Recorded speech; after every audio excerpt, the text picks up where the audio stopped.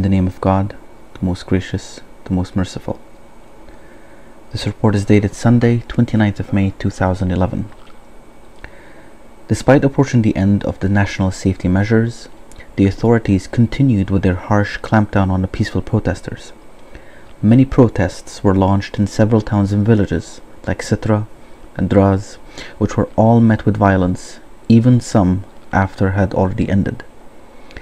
In the Friday prayer sermon, Ayatollah Sheikh Isa Qasim reiterated the importance of resilience and standing firm, and that eventually the pressure will result in the regime self-imploding. He also condemned the unjust sentences passed on innocent people, and that no decent lawman would agree with such sentences. The protests and candlelight vigils continued unabated, sending a very clear message to the regime. We are standing up for our rights and we will not back down, not even an inch.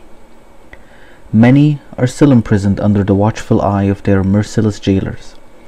Many undergo daily torture, especially the opposition leaders, where signs of their inhumane treatment were very apparent in their attendance in the courts, as witnessed by their relatives. In an unexpected appearance, Sheikh Ali Salman attended one of the military courts, where he testified that none of the 21 accused had planned for the downfall of the regime, but had asked for reforms instead. The case was adjourned to 1st of June.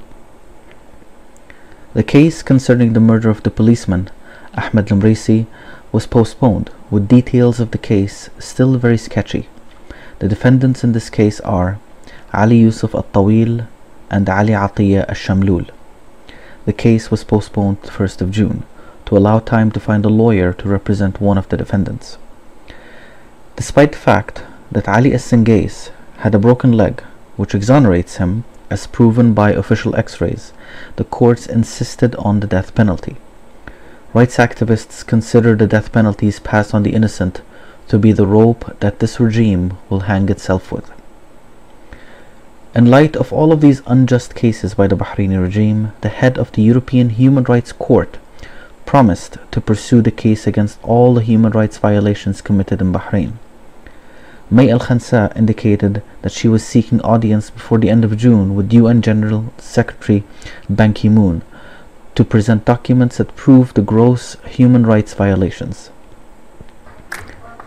In their continued campaign of intimidation, on the 23rd of this month, the Bahraini regime prevented the commemoration of the birth of Fatima al-Zahra, peace be upon her, by surrounding the religious centers and preventing others from holding any ceremonies. After complaints from government loyalists, Majid al-Naimi, Minister of Education, announced the reinstatement of all scholarships in exchange for the students signing a pledge to the regime and were given a final warning not to engage in any anti-government protests in the future. As part of the effort in the international support for the revolutionaries, the opposition groups organized a peaceful protest in front of the Queen's Palace in London during President Obama's visit on the 24th of May, condemning the support that the US administration has given to the Khalifa regime. The protesters hoisted Bahraini flags, pictures of martyrs and the wounded, and also held up banners with slogans to support the revolutionaries in Bahrain.